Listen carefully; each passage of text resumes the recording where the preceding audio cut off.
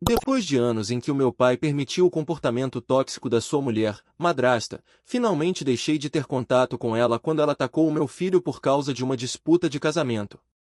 O meu pai conheceu a tal mulher quando eu tinha 13 anos. Tinha acabado de lidar com o divórcio dos meus pais e ainda estava a tentar perceber por que é que a minha mãe tinha ido embora. Ele, por outro lado, parecia mais interessado em encontrar alguém do que em reconstruir a família. Conheceu a Teresa, chamemos-lhe assim, num evento de trabalho e, 2 semanas depois, já a estava a levar lá à casa como se fosse um troféu. Logo no primeiro jantar com ela percebi que alguma coisa não batia certo.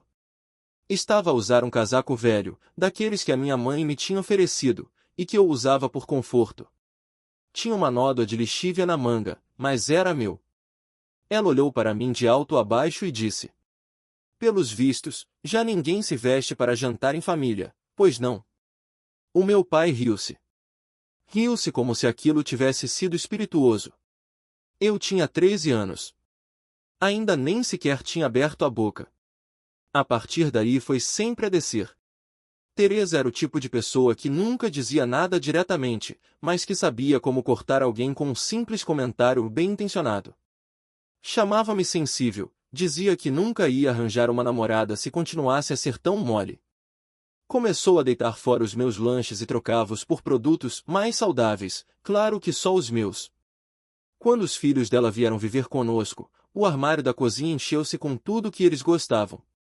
O que eu gostava? Era supérfluo. Começou também a invadir o meu espaço, mexia nas minhas coisas, rearranjava a minha secretária porque precisava de ajuda para me organizar, e uma vez até deitou fora um caderno onde eu desenhava. Era um presente da minha mãe.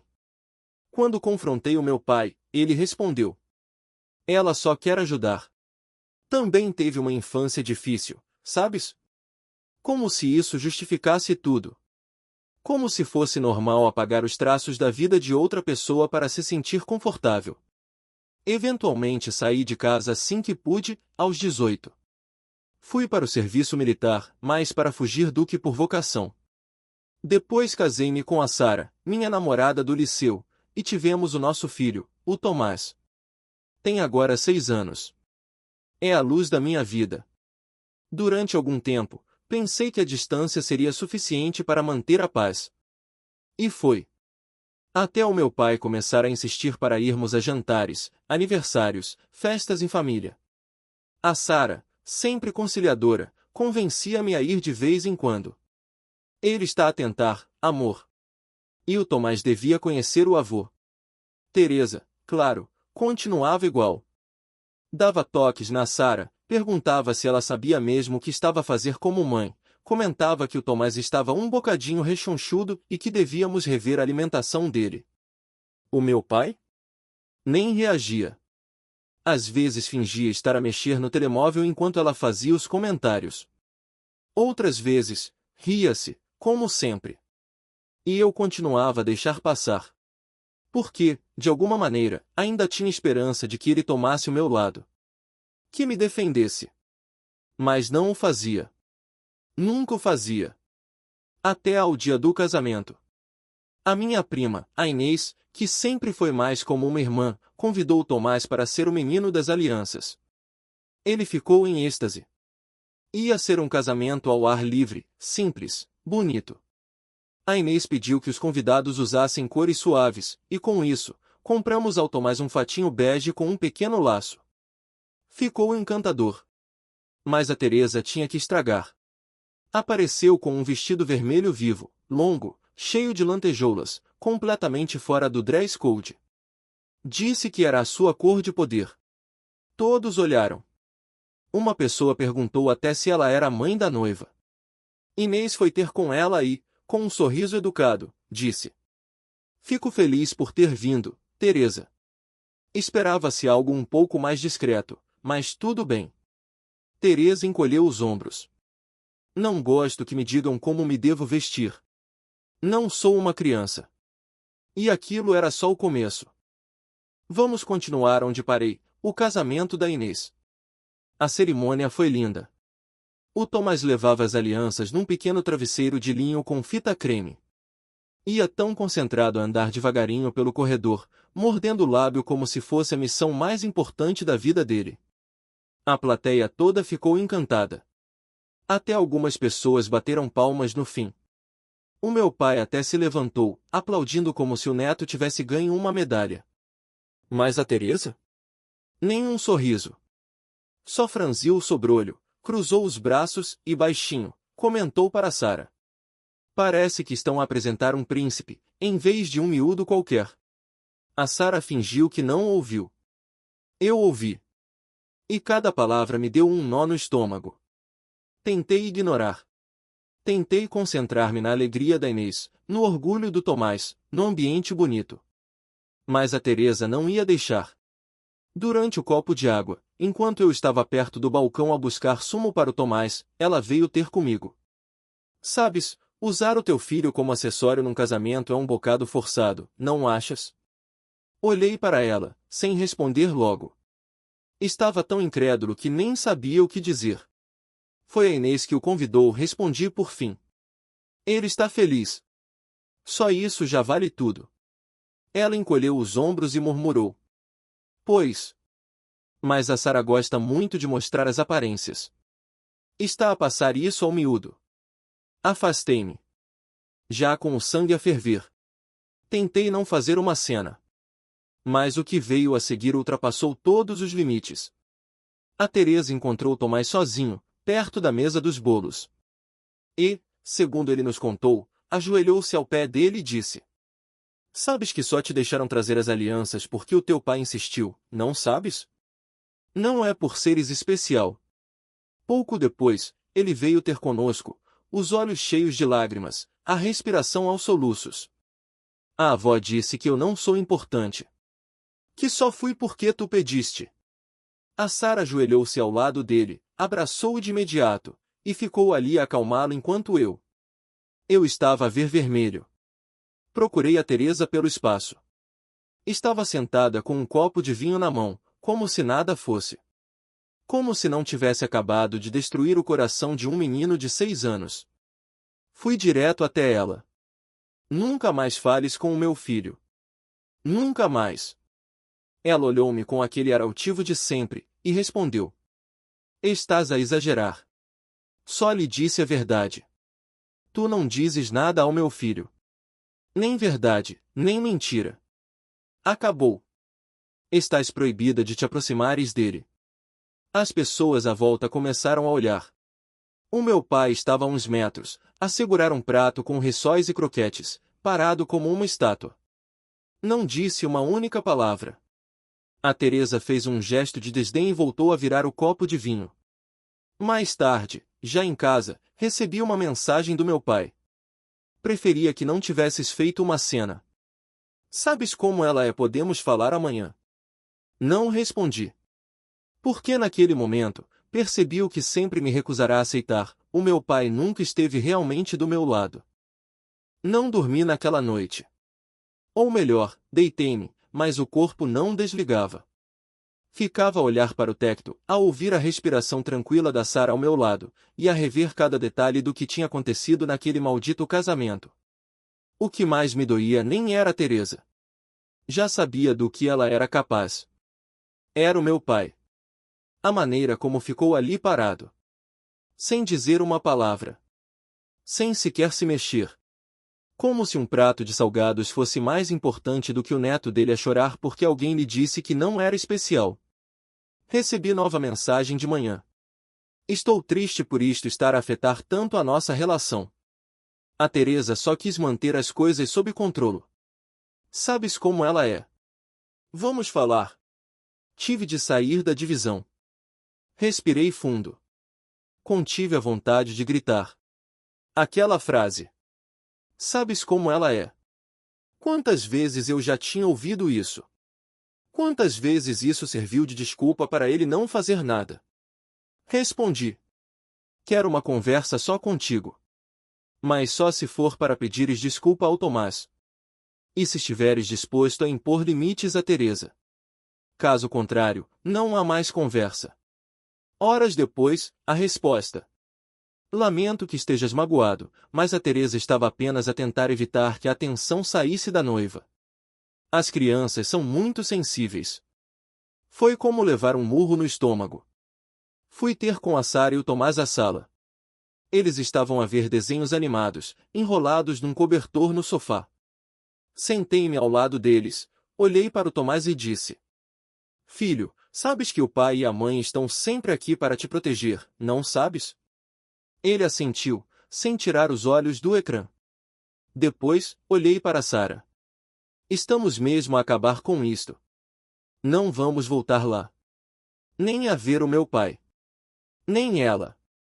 A Sara ficou em silêncio, mas o olhar dela disse tudo. Alívio. Tristeza também.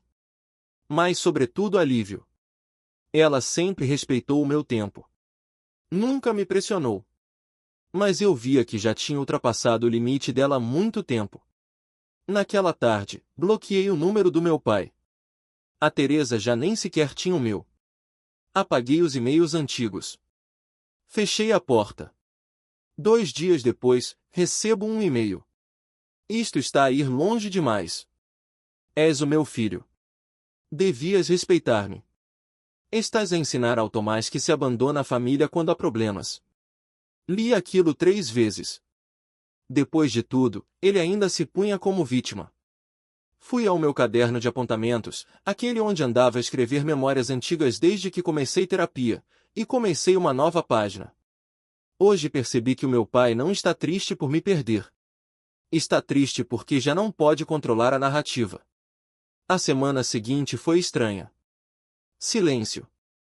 Mensagens indiretas de familiares, comentários vagos nas redes sociais.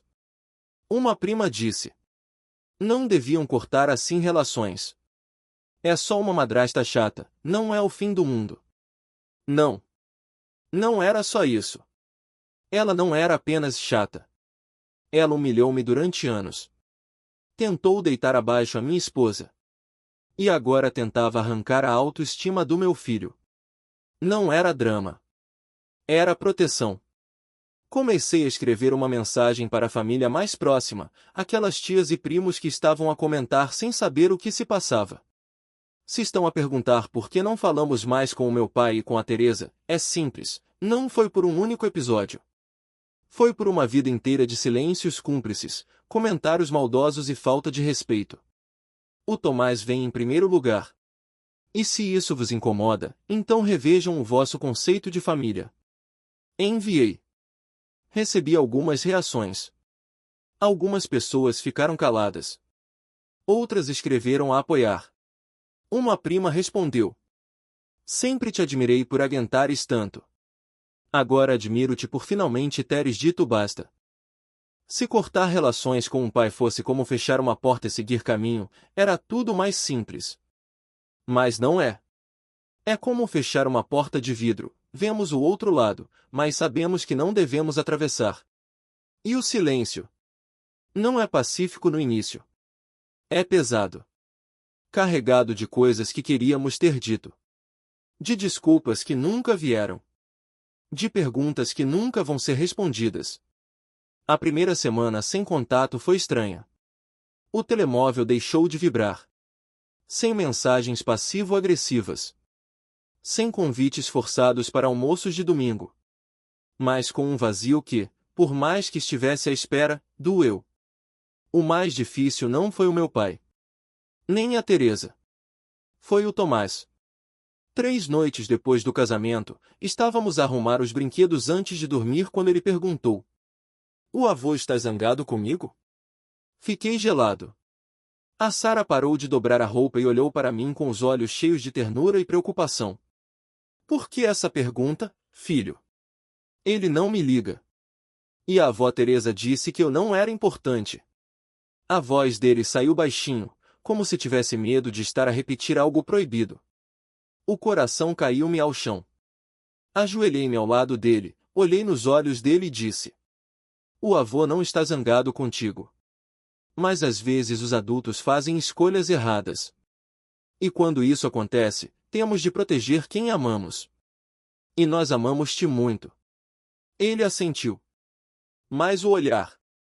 Aquele olhar de dúvida, de quem não entende bem, mas sente que algo está errado, partiu-me. Nessa noite, depois de o deitarmos, fui até a varanda. Sentei-me em silêncio a olhar o céu. A Sara juntou-se a mim, trouxe-me uma chávena de chá, e ficamos ali, lado a lado. Ele sente-se culpado. E tem só 6 anos, murmurei. Por que tu também cresceste a sentir-te assim? Respondeu ela, num sussurro. E ali, naquele silêncio partilhado, percebi uma coisa que nunca tinha dito em voz alta: eu sempre tive medo de me tornar no meu pai. Medo de calar-me nas horas erradas. De ver alguém magoar quem eu amo e não fazer nada. Medo de repetir o padrão. Mas naquele momento, naquele terraço, com a Sara a meu lado e o Tomás a dormir no quarto ao lado, soube que estava a quebrar o ciclo. Nos dias seguintes, começaram as mensagens de familiares. Uma tia. Custa-me ver a família assim. Não podem pelo menos conversar. Um primo. Ela é só uma madrasta, nem é sangue do teu pai. Estás mesmo a cortar relações por causa dela. Não respondi logo. Mas depois de pensar bem, escrevi um texto para todos os que insistiam em unir a família sem perceberem os danos. Não se trata da Teresa. Nem de um único acontecimento. Trata-se de anos de silêncio, de ataques, de desprezo. Trata-se de um pai que nunca me defendeu. E agora, do direito de proteger o meu filho.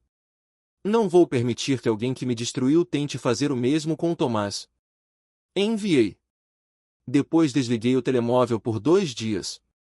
Quando voltei a ligar, tinha 2 mensagens privadas, uma de uma prima que me apoiava, e outra de uma colega da Teresa que, curiosamente, disse: sempre achei estranho o comportamento dela. Nunca pensei que chegasse tão longe. Tens toda a razão em proteger o teu filho. Nessa altura percebi que a nossa dor, por mais privada que pareça, é muitas vezes visível aos olhos de quem observa de fora, só que ninguém quer ser o primeiro a dizer. Quando se corta um laço familiar forte, como o de um pai, o vazio que fica parece, no início, insuportável. Mas, aos poucos, começamos a encher esse espaço com outra coisa: paz. O silêncio deixou de ser estranho. Deixou de ser tenso. Começou a ser tranquilo. Como se finalmente tivéssemos espaço para respirar. De repente, os domingos deixaram de ter aquele peso de: será que vamos almoçar com os meus pais? Deixaram de haver desculpas preparadas para não ir. Deixaram de existir mensagens carregadas de passivo-agressividade. Havia apenas calma. A Sara comentou uma noite, enquanto víamos um filme no sofá: sabes que tens andado muito mais leve? Mesmo quando chegas do trabalho, estás diferente. Sorri. E percebi que era verdade. O Tomás também mudou. Já não perguntava pelo avô. Já não mencionava a Teresa. Voltava a falar com entusiasmo da escola, dos amigos, dos desenhos animados. Mas houve um momento em particular que me marcou para sempre. Íamos os dois no carro, a caminho de casa, depois de o ir buscar ao ATL. Ele estava no banco de trás, a falar das pinturas que tinham feito nesse dia. De repente, disse: pai, tu és um bom protetor. Fiquei sem palavras. Literalmente. Tive de encostar o carro. Respirei fundo. Virei-me para trás, olhei-o e disse: obrigado, filho. Isso significa muito para mim. Ele só sorriu e continuou a falar das cores que tinha usado para pintar um dragão.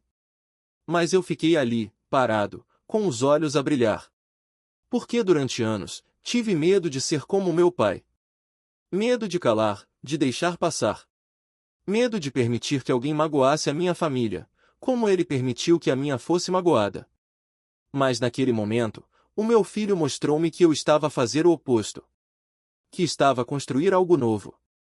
Algo seguro. A Sara e eu começamos a ir à psicóloga de casal. Não porque estávamos mal, mas porque queríamos manter o que tínhamos. Queríamos aprender a proteger melhor o Tomás e a nós próprios de padrões que já vinham de trás. A psicóloga foi clara. Romper com vínculos familiares tóxicos é uma das decisões mais corajosas que podem tomar como pais. O vosso filho vai crescer a saber o que é respeito, porque vocês mostraram isso com ações, não só palavras.